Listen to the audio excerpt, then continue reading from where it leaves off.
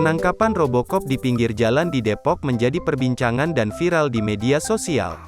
Robocop itu ditangkap oleh Satpol PP Kota Depok yang tengah merazia para pengamen jalanan.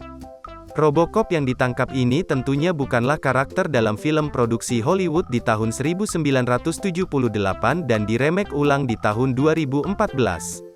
Tapi, Robocop Depok ini ditangkap karena disebut meminta-minta uang di jalanan.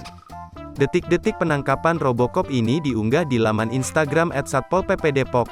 Bukan tanpa alasan Robocop ini ditangkap oleh Satpol PP. Dalam caption postingan tersebut, si Robocop ini telah melanggar peraturan daerah Kota Depok. Langgar peraturan daerah Kota Depok, Robocop diamankan tim Garuda, tulis akun Satpol PP Kota Depok, dikutip tribunnews.bogor.com. Lebih lanjut, kejadian penangkapan ini terjadi pada Minggu, tanggal 27 Februari tahun 2022.